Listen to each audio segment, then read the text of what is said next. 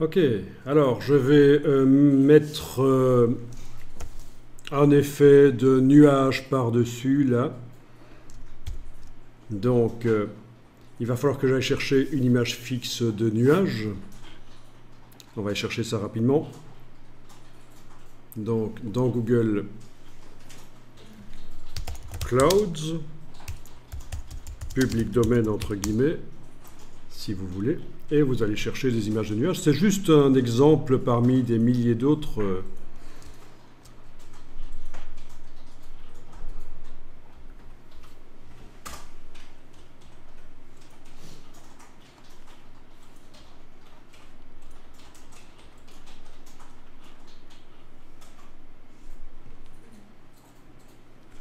Bon, ce qu'on fait ici, c'est pour voir comment ça fonctionne. Ok, Cloud Field, voilà. Et je vais importer dans ce montage le Cloud Field. Importer et lier, éventuellement, oui. Comme ça, si je modifie le JPEG sur le disque dur, ça se mettra à jour dans le montage ici. Fichier importé et lié, je valide, et voilà.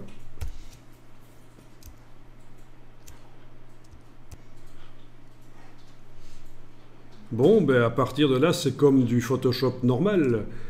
Je vais fermer le groupe ici, faire passer le Cloud Field en dessous du groupe. Pas dedans, hein, parce qu'on peut le mettre dedans, mais c'est pas ça qu'on veut, annuler. Je le fais passer en dessous.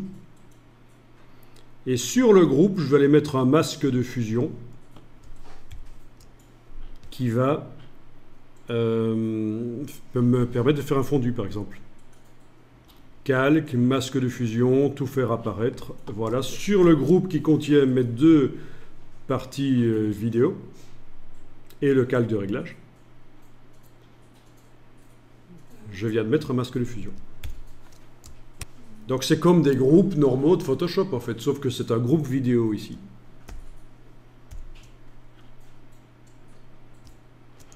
Oui, dans la palette montage, vous voyez qu'on a le ciel qui est apparu là. C'est la même chose que la palette des calques, mais avec plus de détails, la palette montage ici. Alors, dans ce masque de fusion, je indique que je travaille sur lui, et je vais voir ce qui se passe si je vais mettre un dégradé. Je prends l'outil dégradé du noir au blanc. Il faut choisir un dégradé du noir au blanc, appliqué de manière linéaire. C'est la première icône ici. Normal 100%, bien sûr. D'accord? Dégradé du noir au blanc, linéaire, normal 100%, et vous tracez sur l'image et vous avez un fondu amusant.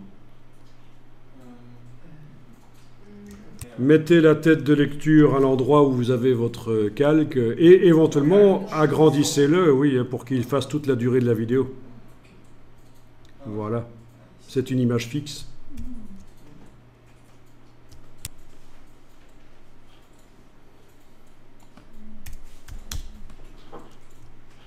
Voilà, vous avez une vidéo avec les nuages qui sont là. Alors, c'est pas très réaliste, bien sûr, ici. Mais bon. Donc, il y a plein de choses qui pourraient être faites. C'est vraiment vous qui voyez comment vous allez faire les choses avec de l'écrêtage, éventuellement. Voilà, comme ça, par exemple. Vous voyez, j'ai le ciel qui est beaucoup plus intégré à l'arrière. Oui, la vidéo bouge et pas les nuages, évidemment. Bon, mais comment faire ça? Je vais aller en arrière et on va tenter de le faire. Hein. Mais vraiment, c'est du Photoshop. Après, c'est vous qui gérez. Donc, vous en êtes à ce point-là. Vous avez le ciel qui est en dessous. Là, vous avez mis un masque sur le groupe. Donc, ça masque tout ce qui est à l'intérieur. Ça empêche que le dessus soit visible. C'est pour ça qu'on voit le ciel qui est en dessous.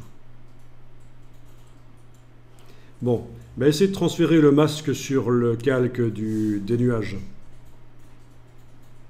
En le déplaçant, tout simplement. Ensuite, mettez le calque des nuages au-dessus des vidéos, comme ça. Déplacez-le. Vous voyez que le masque empêche que le dessus des nuages soient visibles et le dessous est visible. C'est exactement l'inverse de ce que je veux, donc je clique là-dessus et je fais un CTRL-I pour inverser. Ceci dit, j'aurais pu prendre l'outil dégradé et retracer dedans dans un sens ou l'autre, et finalement on y arrive.